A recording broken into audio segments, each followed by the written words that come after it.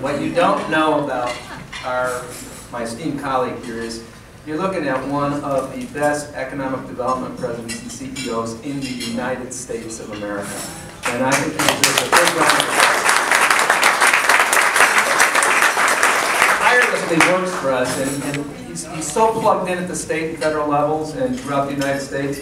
So that I stay out of his way and try to complement at the Chamber what the Alliance does not do, or enhance what the Alliance, amplify what the Alliance does.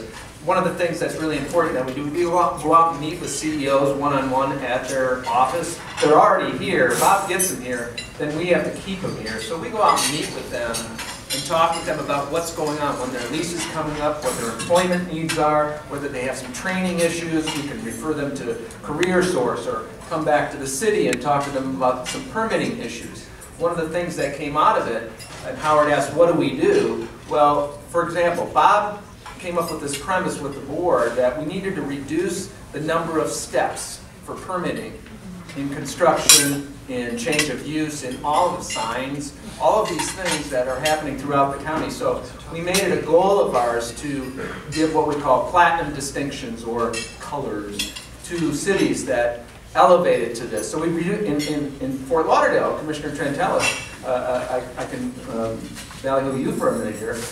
We reduced the steps in permitting by half. So now it's still too much, but you know, it does need to be reduced.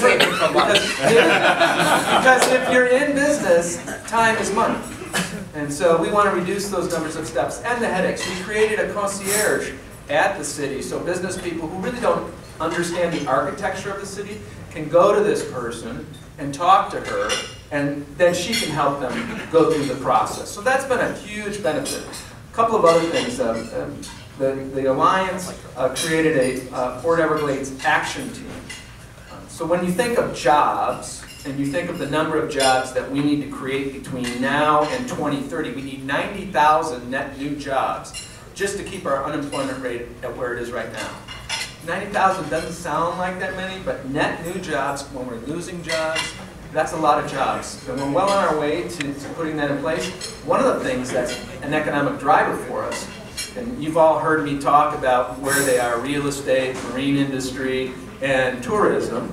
Well, we have a lot of other drivers that Bob will talk about later, but the big one that we're working on, we have for several years, is Fort Everglades. Dredging, expansion, the Eller bypass, the intermodal container facility that we have.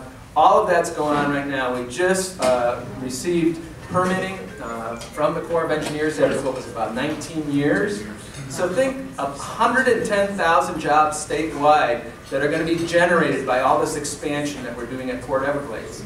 Similar to what we did at the airport, which really started at the Chamber of Commerce in Fort Lauderdale. Ultimately, that new runway we have, and I know some people who live in Dania aren't real happy about that new runway, but that new runway we have is going to bring our wait times, almost eliminate those wait times that we have out there once everything's completed. And those are all jobs out there, all the stuff that's happening at the terminals, the new baggage systems that are going in, all of this is employment, and what that does is it brings people to South Florida, which means what?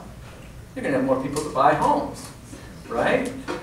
The only other areas, and I'm not going to get too deep in the weeds on it, but I've been up to Tallahassee a couple of times this year. Just got back last week. Yeah, just got back last week from testifying before one of the commissions up there for tax-free bond issuance for all over Florida. So our transportation system that's going to come right through downtown here and stop at 2nd is going to be a new economic boom for us. There's going to be more construction going on in that area, more hotels going up, not hotels, residential units going up, more businesses going in place.